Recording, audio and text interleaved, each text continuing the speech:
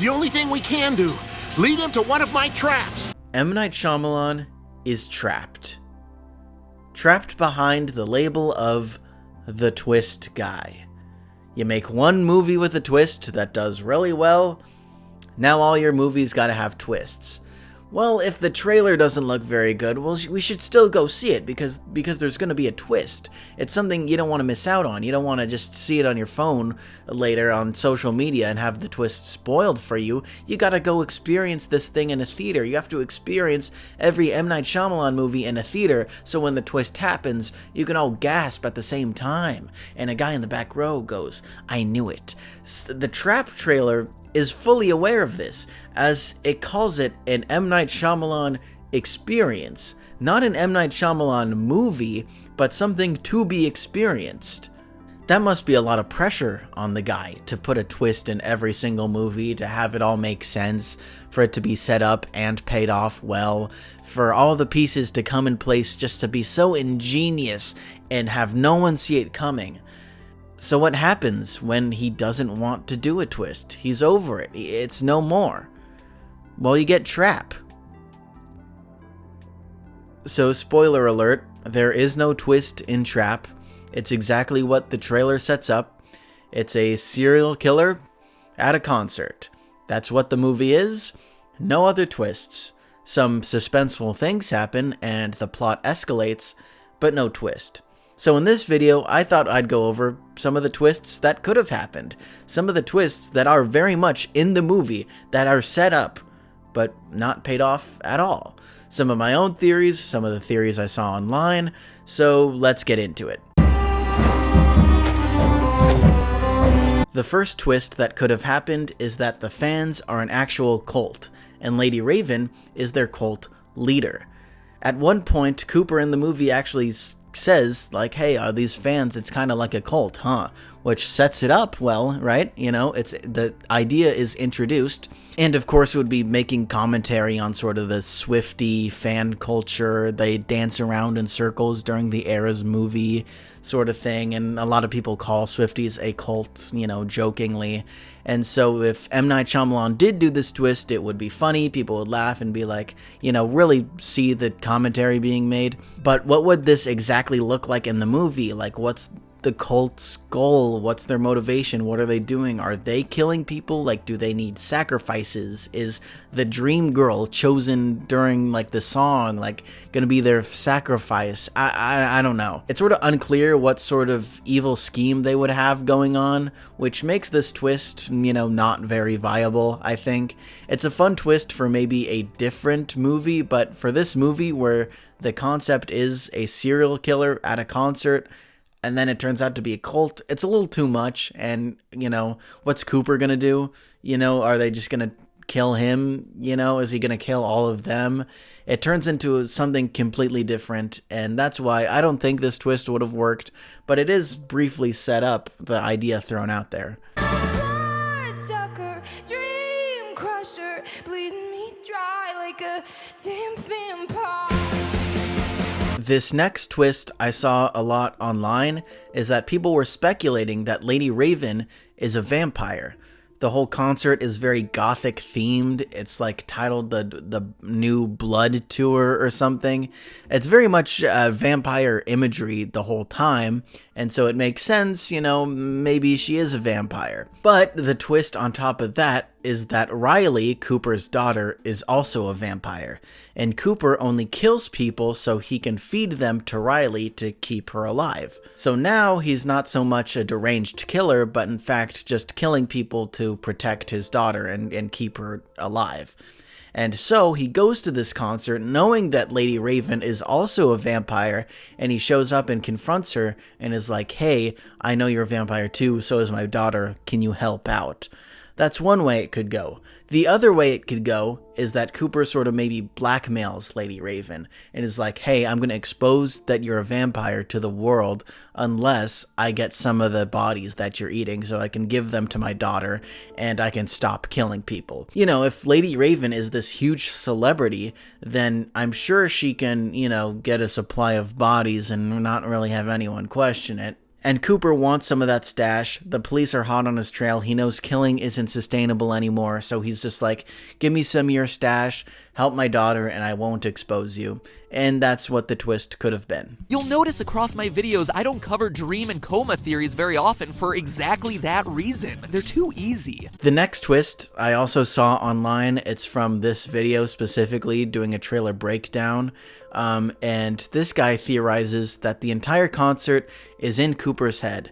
And it's sort of like his consciousness of feeling guilty for killing people. And he's trapped himself in his head about the concert, and the concert is actually a concert that he took his daughter to way back when, and he's reminiscing, and the whole thing is like psychologically terrorizing him for the mistakes he's made in his life. It's an interesting theory for sure, and a cool premise of like things from your memories show up at this concert. That's cool, but I think the whole it was all fake, it was all in his head, it was all a dream sort of thing is a little too played out, and I think it's too M. Night Shyamalanian for this. Like it would like the peak M. Night Shyamalan twist would be, oh, it was all in his head, and like it would almost be parodying himself at that point for that like extreme of a twist. It's interesting, but I don't think people would like it very much if that happened. At Play School, we know you want to hear your baby everywhere, because even though you can't see her, it's important to know she's okay. The next twist is something else people were saying online, is that the butcher is actually the guy trapped in the basement, and Cooper just has him hostage for whatever reason. My theory would be that the butcher killed Cooper's daughter, so now Cooper keeps the butcher in his basement and tortures him for what he'd done, and so that's his way of sort of getting justice because, you know, putting him in jail isn't enough. So he goes to the concert because him and his daughter already had concert tickets before she was murdered, and then she died. So Cooper still goes to the concert in her memory and is hallucinating his daughter, his dead daughter, there the whole time. This twist makes sense and the motivation is there. I know I just said previously that like it was all in his head thing is disappointing, but I think if only the daughter is what's in his head, I think that can work well. And also a big problem the movie had originally is that Cooper just has to keep going back and forth and checking in on his daughter, making him really have to stay in one place and nothing can forward the plot if he's just with his daughter. And so making the daughter, you know, not real helps a lot, where he can just run away and do crazy things and murder people and then come back to the daughter and she doesn't really question anything because she's in his head. The only thing lacking from this twist is like, what would Cooper actually do during the concert then if he's just not a killer and just has a killer in his basement? The police think it's him and he can easily say, oh, it's not me, you know, and, you know, if worst comes to worst, he can just expose that he has the killer in his basement and be like, guys, it's not me, it's this guy. So there's not much for Cooper to do or the police to do if Cooper is actually innocent and just has the killer in his basement. Water. Earth. Fire. Air. This last twist I feel passionate about because I came up with it all on my own. It's the twist that I thought was going to happen while I was watching the movie. So many people faint during the concert. There's the woman that's about to faint and Cooper pushes down the stairs. And then there's another like passed out girl that someone else is carrying before Riley goes on stage. And then after she gets off stage, there's another passed out girl. That's the one that Cooper helps. We see Lady Raven with an inhaler before she goes on, and then Cooper talks to Lady Raven about like carbon dioxide, and it's like, what's this weird thing that they have going on with air? Like people running out of air, people needing air, carbon dioxide and breathing. It's like, what's going on here? And the theory that I came up with is that Lady Raven is stealing the air from her fans and using it for herself so she can sing well, because maybe without this like air or like whatever, I don't know if it would creep into like fantasy stuff of like magic things, but like if she steals the air, it makes her a better singer. It's I can't believe I'm saying this. It's sort of like Trolls 3, like when they kidnap the trolls so they can like use their smell so they can like sing better.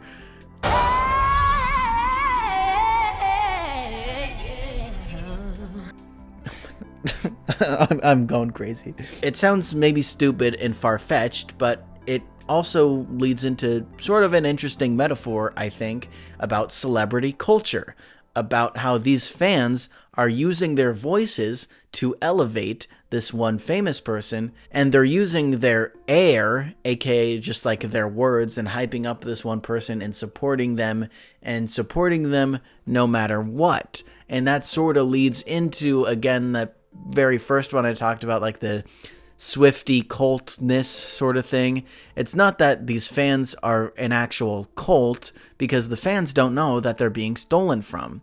It would be sort of a commentary about fandom culture, not specifically just Taylor Swift, but really anything that people are a fan of, or celebrities specifically. And if the celebrity does a wrong, you're going to defend them. You're going to use your air and defend them. You're going to keep them on that pedestal. It's the fans that give the celebrities the platform so they can be more famous. When you're more famous, you can get away with more stuff, and you're just not going to lose that platform because you're stealing all the air. If this makes any sense.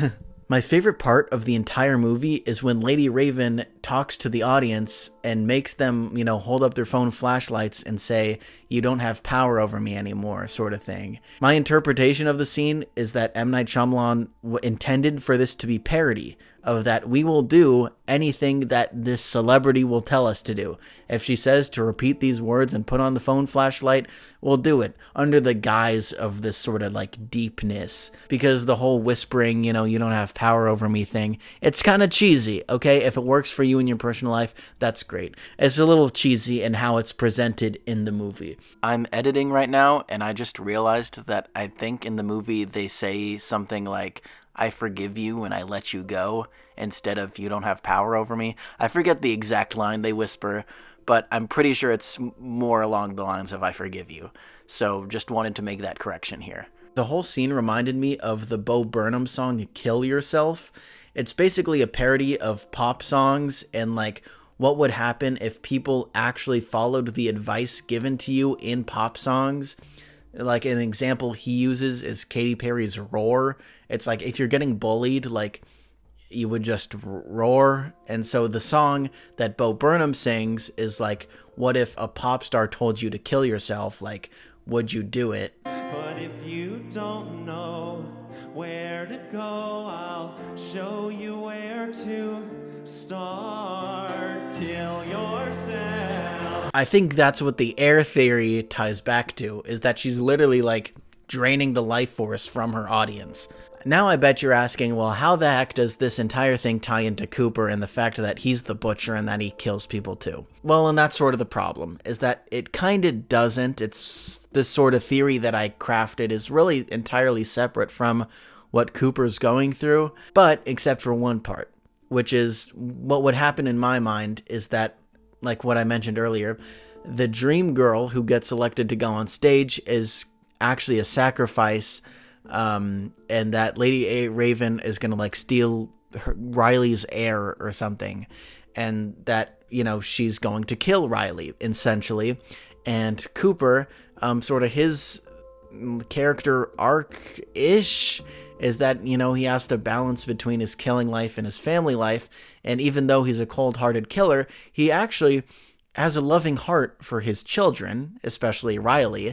And so when he sees Riley is in danger, he has to, get her out of there, confront Lady Raven, and somehow escape this concert when all of these security people are looking for him. And maybe, just maybe, he has to kill Lady Raven in order to get out, because Lady Raven is going to kill his daughter. And so when you have a serial killer at a concert, which is the concept of this movie, the absolute escalated highest heightness you can take it to is that the killer kills the lead performer at the concert, the pop star, the Taylor Swift equivalent. That's how you can make this movie absolutely crazy, is by doing that. And that is the twist I think that should have happened in Trap. Not to say that I hated the movie we got, I actually enjoyed it quite a lot, and I was on the edge of my seat basically the whole time. I just wish, he stayed at the concert for the whole movie and maybe did some killing at the concert. Which one of these twists was your favorite? Let me know in the comments. Let me know if you have any other theories or things that could have happened. And the video on the screen right now is a video of mine that's catered to your tastes. So go ahead, watch that next, and I'll see you next time.